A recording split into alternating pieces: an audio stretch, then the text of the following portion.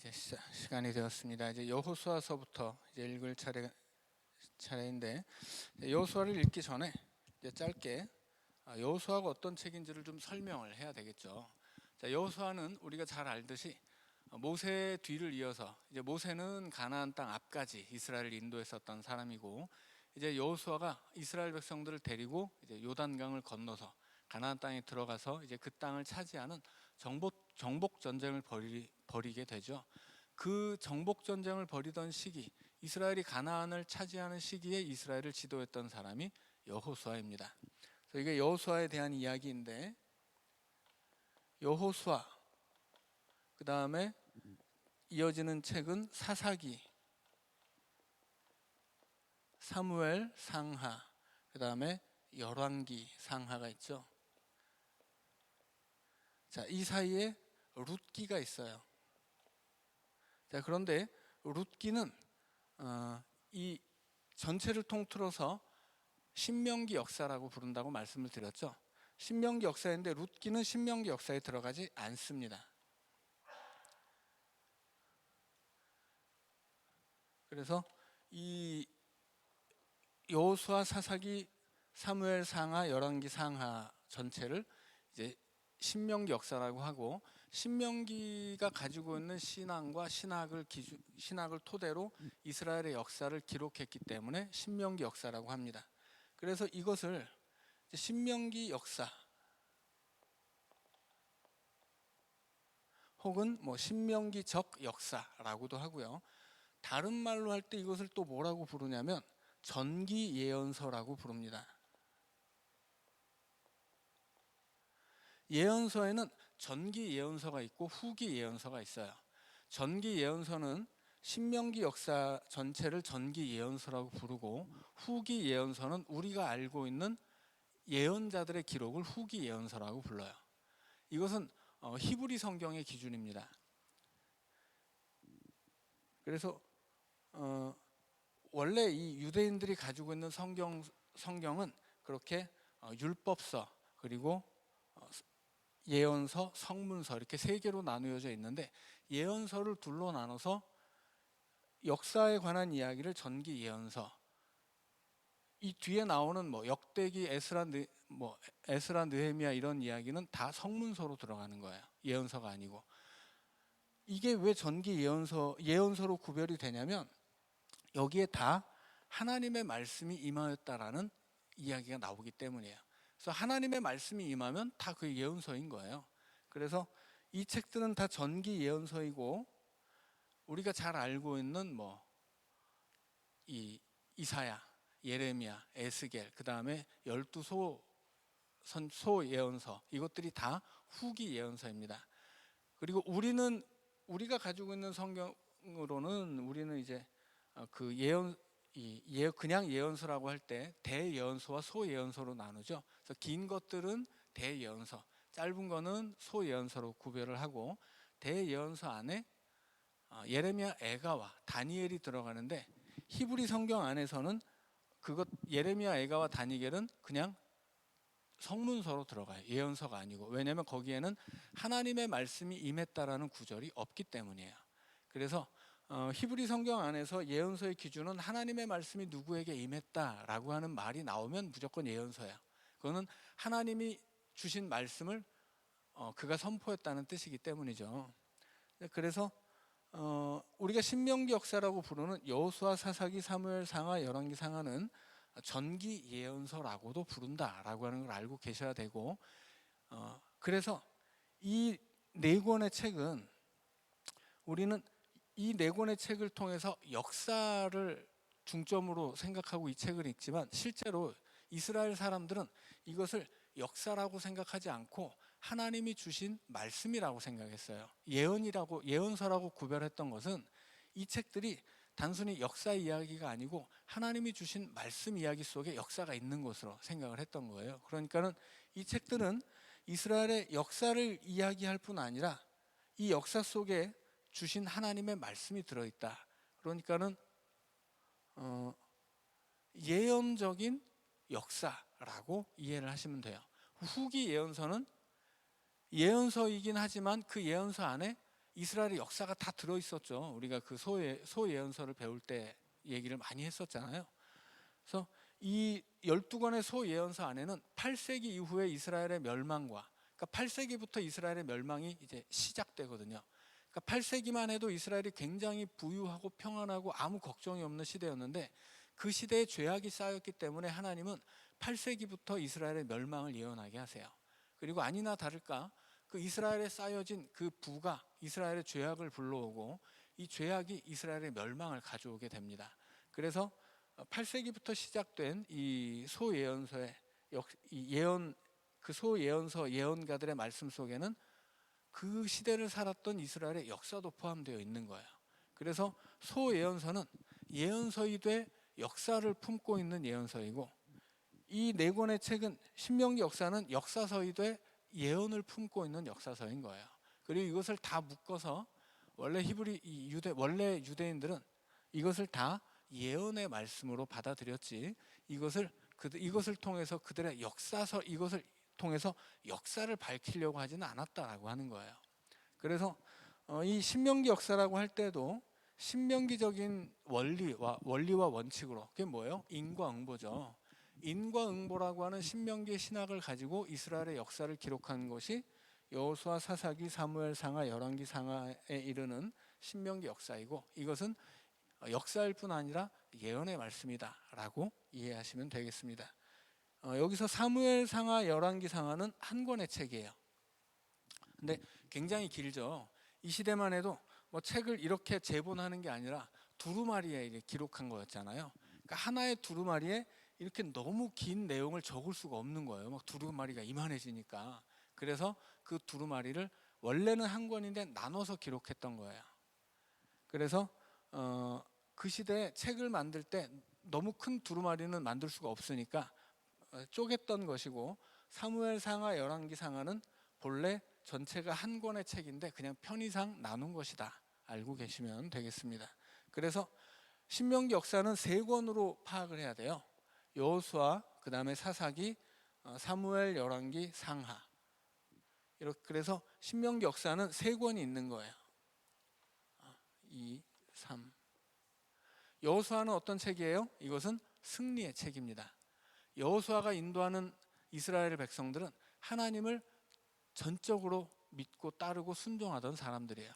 광야의 40년을 거치면서 말하자면 막 하나님의 정병으로 육성된 군대인 거죠. 그래서 여호수아는 승리의 책이에요. 사사기는 어떻게 됩니까? 이것은 패배의 책이에요. 여호수아 시대에 이스라엘의 믿음이 가장 강하고 온전했다면, 그 다음에 이어지는 사사기에서는 이스라엘 역사 안에서 가장 타락하고 질이 멸렬했던 시대가 사사들의 시대예요. 그리고 사무엘상하, 열왕기상하는 이스라엘의 왕정을 기록하는 책이에요. 그래서 여호수아가 이스라엘의 승리를 기록한다면, 사사기는 이스라엘의 패배를 기록하고, 그리고 뒤이어지는 이스라엘의 왕정 역사를 기록한 것이 사무엘상하, 열왕기상하입니다.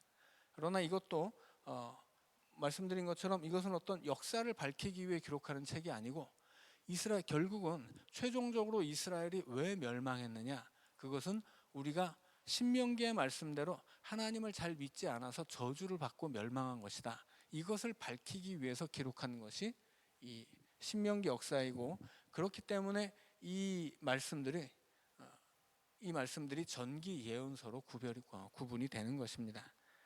그래서 여호수아가 신명기 역사 안에 있으며, 당연히 신명기의 신앙을 그대로 반영해서 이스라엘의 역사를 기록한 것이고, 당연히 여호수아 안에서 그 모든 승리는 누가 주시는 거예요? 하나님이 주시는 거예요. 왜 주십니까? 하나님께 순종하니까, 하나님만을 섬기니까, 하나님의 말씀대로 사니까 그렇게 승리하게 했던 역사를 기록한 책이 여호수아입니다.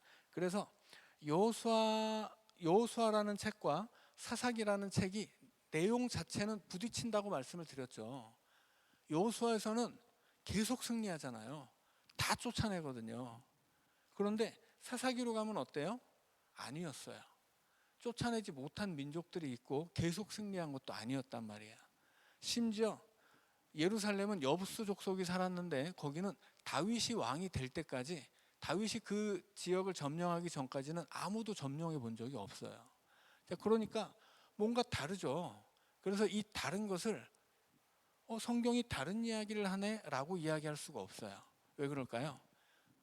오늘날 우리는 성경을 읽을 때 뭐가 팩트냐 이걸 중심으로 볼 수 있지만, 이 시대에서 책을 쓸 때는 팩트가 중요한 게 아니에요. 여기서 지금 뭘 말하고 싶은 거예요? 여호수아라는 책을 통해서 하나님을 잘 믿고 순종하면 승리한다, 이거를 기록하는 책이, 이 신앙을 고백하는 책이 여호수아예요. 그래서 하나님이, 이스라엘 백성들이 하나님에게 순종하니 이제 하나님이 그 모든 전쟁에 승리하게 하셨고, 이제 그 승리의 결과로 이스라엘 백성들은 약속의 땅을 가지게 됐다, 이걸 기록한 거예요. 여호수아가 보여주고 싶은 것은 그 승리를 약속하는 믿음인 거죠. 사사기가 보여주고 싶은 건 뭐예요? 하나님 섬기지 않으면 이렇게 지리멸렬해지는 거야, 이걸 보여주고 싶은 거예요. 그래서 이 책을 기록하는 목적에 따라서 조금씩 달라요. 그러니까 우리는 뭔가 이렇게 팩트가 맞지 않네라고 이해할 수 있지만, 이 시대에는 그런 팩트를 중심으로 글을 기록하지 않았다는 거예요. 이것은 신앙의 고백이기 때문에. 예를 들어서 복음서를 보잖아요. 복음서를 보면 같은 사건이어도 배치가 달라요. 시간의 순서가. 하나의 사건이 마태복음에 있었던 사건들의 순서와 마가복음에 있는 사건들의 순서가 달라요. 당연히 그 사건들이 가지는 의미도 조금씩 달라요. 그러니까 이것은 복음서가 그렇게 예수님에 관한 이야기를 하면서 조금씩 순서도 다르고 내용도 조금씩 달라지는 이유가 뭐냐면, 이 책을 기록한 목적이 다르기 때문이에요. 그리고 그 책을 읽는 사람도 다르죠. 누구에게 무엇을 설명하느냐라고 하는 이 책의 기록 목적이 그 책의 내용을 결정하는 거예요. 그러니까 이 책을 기록할 때 이 책을 기록하는 사람들이 가지고 있는 팩트가 있어요. 그것을 중심으로 이 책을 통해서 이 책을 읽는 사람들에게 전달하려고 하는 어떤 신앙적인 교훈들이 있잖아요. 그럼 그 교훈에 맞춰서 어떤 것은 예수님이 일으킨 사건으로 전해져 내려오지만 제외가 돼요. 그래서 삭개오 이야기는 누가복음에만 있죠. 그래서 요한복음에만 있는 이야기가 있고 마태와 마가에만 있는 이야기들도 있는 거예요. 그래서 예수님에 관한 전승이 있을 텐데 그 전승에서 이 각각의 복음서들이 말하고 싶은 목적에 따라서 어떤 사건은 가져와서 기록하지만 어떤 것은 기록하지 않아요. 그리고 같은 사건을 기록할 때도 다른 방식으로 기록하는 것은 자기들이 목적하고 있는 바를 더 쉽게 드러내고 더 강조하기 위해서예요. 그렇기 때문에 복음서 안에서 예수님이 십자가에 매달리셨을 때 거기 붙어있는 패, 기록된 내용도 조금씩 다르죠. 이런 것들은 어떤 우리가 가지고 있는 팩트라고 하는 기준을 가지고 성경을 보면 이게 대단히 어려운 거예요. 그런데 성경은 사실을 중심으로 쓴 책이 아니거든요. 예를 들어서 성경에 나오는 숫자들이 있잖아요. 성경에 나오는 숫자는 우리가 가지고 있는 숫자를 사용하는 방식과 전혀 다르다고 말씀드렸죠. 12가 나오면 우리는 12이지만 12가 나오면 성경시대에 성경을 읽는 사람들은 이것은 이스라엘이다 이렇게 생각을 했다고요.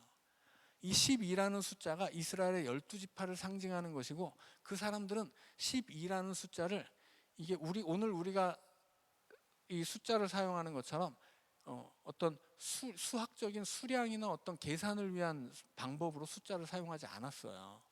그러니까는 같은 숫자를 사용해도 다른 방식으로 쓰고 그 숫자에 담긴 의미가 다른 거예요.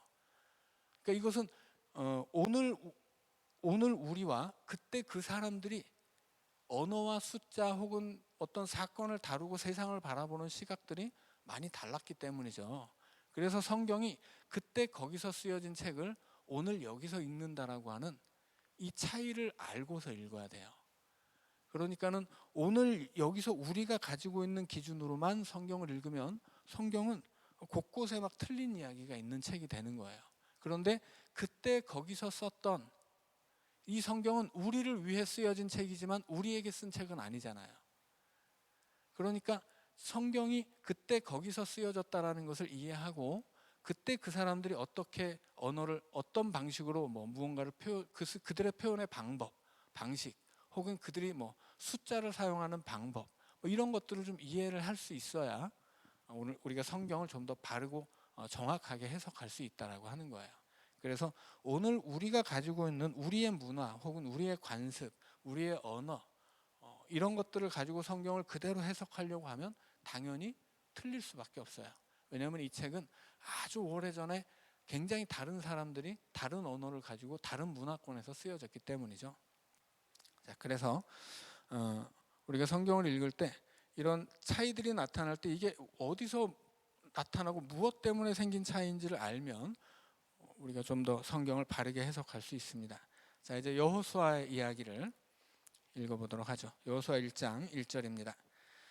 여호와의 종 모세가 죽은 후에 여호와께서 모세의 수종자 눈의 아들 여호수아에게 말씀하여 이르시되 내 종 모세가 죽었으니 이제 너는 이 모든 백성과 더불어 일어나 이 요단을 건너 내가 그들 곧 이스라엘 자손에게 주는 그 땅으로 가라. 내가 모세에게 말한 바와 같이 너희 발바닥으로 밟는 곳은 모두 내가 너희에게 주었노니 곧 광야와 이 레바논에서부터 큰 강 곧 유브라데 강까지 해 족속의 온 땅과 또 해지는 쪽 대해까지 너희의 영토가 되리라. 네 평생에 너를 능히 대적할 자가 없으리니 내가 모세와 함께 있었던 것 같이 너와 함께 있을 것임이니라. 내가 너를 떠나지 아니하며 버리지 아니하리니 강하고 담대하라. 너는 내가 그들의 조상에게 맹세하여 그들에게 주리라 한 땅을 이 백성에게 차지하게 하리라. 오직 강하고 극히 담대하여 나의 종 모세가 네게 명령한 그 율법을 다 지켜 행하고 우로나 좌로나 치우치지 말라. 그리하면 어디로 가든지 형통하리니 이 율법책을 네 입에서 떠나지 말게 하며 주야로 그것을 묵상하여 그 안에 기록된 대로 다 지켜 행하라. 그리하면 네 길이 평탄하게 될 것이며 네가 형통하리라. 내가 네게 명령한 것이 아니냐. 강하고 담대하라. 두려워하지 말며 놀라지 말라. 네가 어디로 가든지 네 하나님 여호와가 너와 함께 하느니라 하시니라. 자, 이 내용 안에서 두려워하지 말라, 담대하라 이런 얘기가 계속 반복되죠. 계속 반복되는 이유는 지금 여호수아가 그렇게 두려워하고 있다는 반증이에요. 두려워할 수밖에 없는 이유는 앞서 말씀드린 것처럼 모세가 너무 대단했기 때문이죠. 그래서 모세가 너무 대단하고 여호수아는 모세 수종자에 지나지 않아요. 여기서 수종자라고 나오는데 나쁘게 번역하면 그냥 하인이에요. 하인, 종 혹은 비서. 그러니까 좀 좋게 번역하면 부관, 이렇게 부관으로 번역할 수도 있는데 일반적인 의미로는 그냥 옆에서 수종을 들던 친구예요. 그러니까 종은 아니지만 이 모세가 나이가 많으니까 그 옆에서 이제 잔심부름을 하던 사람인 거죠. 위대한 지도자의 잔심부름꾼이 그 위대한 지도자의 역할을 대신하게 된 거예요. 그런데 하나님이 사람 자체로 보자면 비교할 수가 없음에도 불구하고 여호수아에게 아주 너무나 심하게 두려워 떨고 있는 여호수아에게 앞으로 네가 해야 돼. 이제 네가 하게 될 거야. 이렇게 말씀하시죠. 그 유일한 근거가 뭐냐면 하나님이 함께 하신다라고 하는 것입니다. 하나님에게는 누가 하느냐는 전혀 중요하지 않아요. 하나님이 그와 함께 하느냐 아니냐가 중요한 것이지 누가 함께 하느냐. 우리가 이번 주일에 이제 이 장로 권사님 임직자들을 세우잖아요. 누가 하느냐는 조금 더 중요한 게 아니에요. 그들과 하나님이 함께 하시느냐가 중요한 거죠. 그 사람이 무슨 배웠냐 못 배웠냐 능력이 있냐 없냐 가진 게 있냐 없냐 이런 건 전혀 중요한 게 아니에요. 하나님이 맡겨주시는 일은 두려운 일이지만 당연히 두려운 책임 있는 사명이죠. 그럼에도 불구하고 하나님은 아무나 괜찮은 거예요. 누구라도. 왜? 하나님이 함께 하시면 모세든 여호수아든 다 똑같거든요. 모세라고 해서 대단한 게 있었어요? 모세는 80세에 광야에서 양치던 사람이에요. 어떻게 보면 지난 40년 동안 모세는 대단한 일을 했던 사람이지만 그 출발선을 보면 이 사람은 80살의 양치기였어요. 그 양도 자기 양이 아니라 장인의 양이고 그냥 양치기 알바를 하던 사람이에요. 양치기 알바생이 모세였거든요. 그런데 하나님이 그 양치기 알바 80세 양치기 알바를 데려다가 이스라엘 민족의 지도자로 세우신 거예요. 하나님이 함께 하시면 상관없는 거죠. 80이건 뭐 180이건 아무 상관이 없는 거예요. 여호수아도 마찬가지인 거죠. 여호수아가 뭐 대단한 사람이 아니라 그냥 잔심부름이나 하던 사람이었어도 아무 상관이 없는 거예요. 여튼 이 사람이 하나님을 잘 섬기면, 경외하면, 그러면 누구든지 하나님이 맡겨주신 사명을 감당할 수 있는 거죠. 중요한 것은 하나님이 나와 함께 하시느냐이지 내가 막 뭘 할 수 있느냐 이런 건 중요한 게 아니다라고 하는 거죠. 자, 10절의 말씀입니다. 이에 여호수아가 그 백성의 관리들에게 명령하여 이르되 진중에 두루 다니며 그 백성에게 명령하여 이르기를 양식을 준비하라. 사흘 안에 너희가 이 요단을 건너 너희의 하나님 여호와께서 너희에게 주사 차지하게 하시는 땅을 차지하기 위하여 들어갈 것임이니라 하라. 여호수아가 또 루벤 지파와 갓 지파와 므낫세 반 지파에게 말하여 이르되, 자, 여기서 루벤 지파, 갓 지파와 므낫세 반 지파는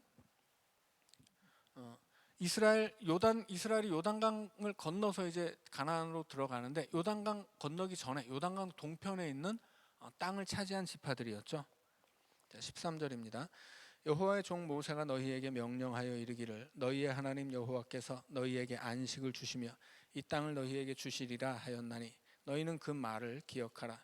너희의 처자와 가축은 모세가 너희에게 준 요단 이쪽 땅에 머무르려니와 너희 모든 용사들은 무장하고 너희 형제보다 앞서 건너가서 그들을 돕되 여호와께서 너희를 안식하게 하신 것 같이 너희의 형제도 안식하며 그들도 너희의 하나님 여호와께서 주시는 그 땅을 차지하기까지 하라. 그리고 너희는 너희 소유지 곧 여호와의 종 모세가 너희에게 준 요단 이쪽 해돋는 곳으로 돌아와서 그것을 차지할지니라. 그들이 여호수아에게 대답하여 이르되 당신이 우리에게 명령하신 것은 우리가 다 행할 것이요 당신이 우리를 보내시는 곳에는 우리가 가리이다. 우리는 범사에 모세에게 순종한 것 같이 당신에게 순종하려니와 오직 당신의 하나님 여호와께서 모세와 함께 계시던 것 같이 당신과 함께 계시기를 원하나이다. 누구든지 당신의 명령을 거역하며 당신의 말씀을 순종하지 아니하는 자는 죽임을 당하리니 오직 강하고 담대하소서. 자, 2장으로 넘어가면 이제 라합의 이야기가 나옵니다. 자, 라합은 이방인일 뿐 아니라 기생이죠. 여기서 기생은 몸을 파는 창기를 이야기하는 것입니다. 자, 그래서 이방인일 뿐 아니라 아주 부정한 여인인 거죠. 그 시대에는 뭐라고 말할 수 없이 부도덕한 사람으로 취급되던 사람이 라합이에요. 그럼에도 불구하고 라합이 하나님을 경외하고 하나님의 이 백성이 되기를 원함으로써 이제 이스라엘 안에 포함되게 되죠. 그리고 예수님의 족보 안에 들어가게 돼요. 자, 그래서 나중에 예수님 족보를 얘기하게 되면 더 자세히 설명하겠지만 하나님이 이스라엘 백성에게 약속의 땅을 주신다는 것은 이 약속의 땅을 차지하는 사람들이 약속의 백성이란 뜻이에요. 근데 약속의 백성 안에 하나님에게 미리 약속받지 못했던 사람들도 들어온다는 거죠. 그들이 누구예요? 그들이 이방인이고 그 이방인들의 대표자가 바로 라합이에요. 이방인 중에서 아주 정결하고 대단한 사람들은 들어올 수 있다 이런 게 아니고 이방인 중에서도 아주 더럽고 추잡한 여인까지도 하나님의 백성이 될 수 있다. 심지어 그 여인이 다윗의 조상이 될 수도 있다. 이렇게 이야기를 하는 거예요. 그래서 하나님의 구원의 역사는 누구에게나 열려져 있는 것이지 지금 이스라엘 백성들이 가나안 땅을 차지하고 하나님이 그 이스라엘 편을 든다고 해서 하나님이 이스라엘만의 하나님은 아니다라고 하는 것을 이 라합의 사건을 통해서 명확하게 지금 선포하고 있는 것입니다. 자, 2장 말씀입니다. 눈의 아들 여호수아가 시딤에서 두 사람을 정탐꾼으로 보내며 이르되 가서 그 땅과 여리고를 엿보라 하매 그들이 가서 라합이라 하는 기생의 집에 들어가 거기서 유숙하더니 어떤 사람이 여리고 왕에게 말하여 이르되 보소서 이 밤에 이스라엘 자손 중에 몇 사람이 이 땅을 정탐하러 이리로 들어왔나이다. 여리고 왕이 라합에게 사람을 보내어 이르되 내게로 와서 네 집에 들어간 그 사람들을 끌어내라. 그들은 이 온 땅을 정탐하러 왔느니라. 그 여인이 그 두 사람을 이미 숨긴지라 이르되 과연 그 사람들이 내게 왔었으나 그들이 어디에서 왔는지 나는 알지 못하였고 그 사람들이 어두워 성문을 닫을 때쯤 되어 나갔으니 어디로 갔는지 내가 알지 못하나 급히 따라가라. 그리하면 그들을 따라 잡으리라 하였으나 그가 이미 그들을 이끌고 지붕에 올라가서 그 지붕에 벌려놓은 3대에 숨겼더라. 그 사람들은 요단 나루터까지 그들을 쫓아갔고 그들을 뒤쫓는 자들이 나가자 곧 성문을 닫았더라.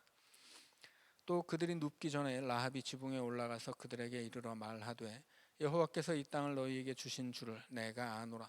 우리가 너희를 심히 두려워하고 이 땅 주민들이 다 너희 앞에서 간담이 녹나니 이는 너희가 애굽에서 나올 때 여호와께서 너희 앞에서 홍해 물을 마르게 하신 일과 너희가 요단 저쪽에 있는 아모리 사람의 두 왕 시혼과 옥에게 행한 일 곧 그들을 전멸시킨 일을 우리가 들었음이니라. 우리가 듣자 곧 마음이 녹았고 너희로 말미암아 사람이 정신을 잃었나니 너희의 하나님 여호와는 위로는 하늘에서도 아래로는 땅에서도 하나님이시니라. 그러므로 이제 청하노니 내가 너희를 선대하였은즉 너희도 내 하나님의 집을 선대하도록 여호와로 내게 맹세하고 내게 증표를 내라. 그리고 나의 부모와 나의 남녀 형제와 그들에게 속한 모든 사람을 살려주어 우리 목숨을 죽음에서 건져내라. 그 사람들이 그에게 이르되 네가 우리의 이 일을 누설하지 아니하면 우리의 목숨으로 너희를 대신할 것이요 여호와께서 우리에게 이 땅을 주실 때에는 인자하고 진실하게 너를 대우하리라.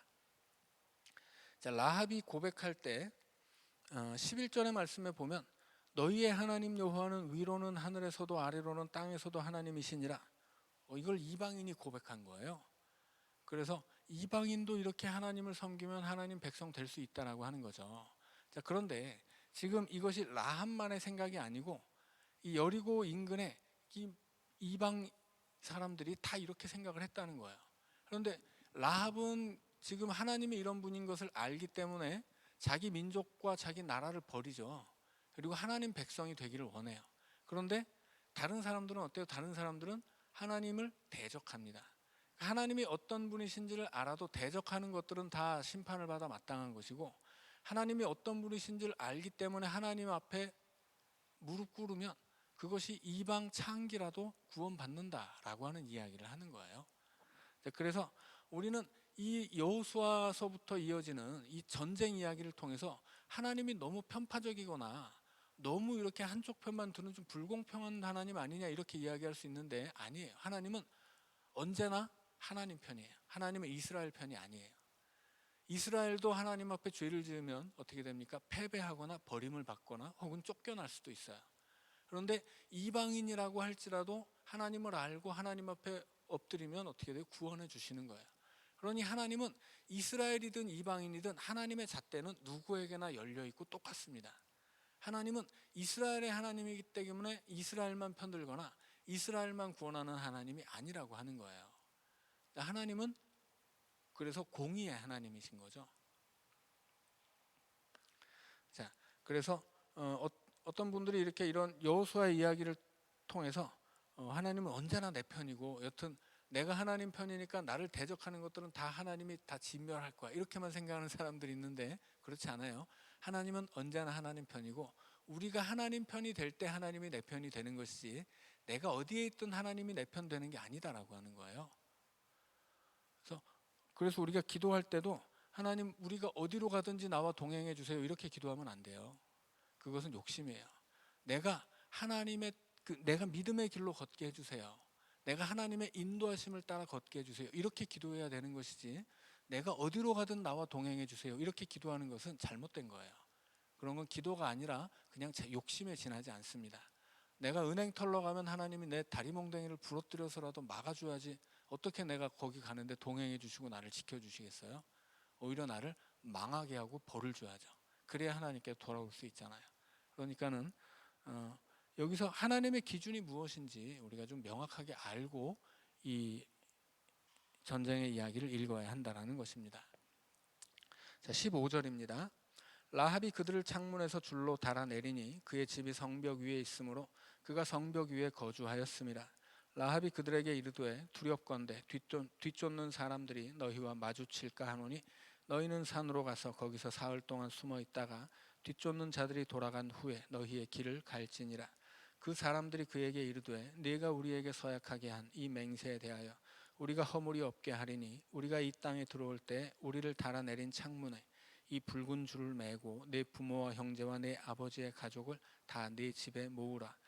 누구든지 내 집 문을 나가서 거리로 가면 그의 피가 그의 머리로 돌아갈 것이요 우리는 허물이 없으리라. 그러나 누구든지 너와 함께 집에 있는 자에게 손을 대면 그의 피는 우리의 머리로 돌아오려니와 네가 우리의 이 일을 누설하면 네가 우리에게 서약하게 한 맹세에 대하여 우리에게 허물이 없으리라 하니 라합이 이르되 너희의 말대로 할 것이라 하고 그들을 보내어 가게 하고 붉은 줄을 창문에 매니라. 자, 이제 라합이 이 두 명의 정탐꾼을 살려주는데 단순히 숨기기만 한 것이 아니라 이 숨기려면 어떻게 해야 되는 거예요? 지금 목숨을 거는 거죠. 지금 왕이 보낸 군사들이 정탐꾼을 찾고 있는데 거짓말해서 그 사람들 성 밖으로 내보내 버리고 지금 따돌리고서 지금 이 사람들에게 살 길을 찾아주고 있잖아요. 그리고 나중에 너희들이 여리고로 쳐들어올 때 우리 집이 성벽 위에 있는데 창문 밖으로 붉은 줄을 내리겠다. 그러면 그 붉은 줄은 여리고 성에 사는 사람들은 아무도 못 보는 거죠. 성문 밖으로 내놓은 거니까. 그래서 이 여리고 성을 쳐들어오는 이스라엘 군대는 알 수 있지만 이 성 안에 사는 사람들은 알 수 없는 그 붉은 줄을 이제 이 라합의 집 창문에 매달기로 하고, 그리고 라합의 집에 그때 함께 그 집에 모여 있는 가족은 다 살려줄 것이며, 만약에 밖으로 나가서 이렇게 섞여 있으면 우리가 뭐 죽이더라도 그것은 우리 잘못이 아니다, 이런 이야기를 하죠. 그래서 라합이 구원받는 이야기를 우리가 읽었습니다. 오늘은 21절까지 읽고 다음 시간에 이어서 읽어가도록 하겠습니다. 우리 기도하고 마치죠. 사랑의 하나님, 오늘 우리도 이 라합처럼 원래는 구원받을 수 없는 죄인이었는데 주님의 은혜를 베풀어 주시고 우리를 하나님의 백성 또 하나님의 자녀로 삼아 주셨으니 감사합니다. 이 세상에서 하나님의 자녀로 살 수 있도록 늘 구별되게 하시고 거룩한 모습으로 살게 하여 주시옵소서. 예수님 이름으로 기도하옵나이다. 아멘. 수고하셨습니다.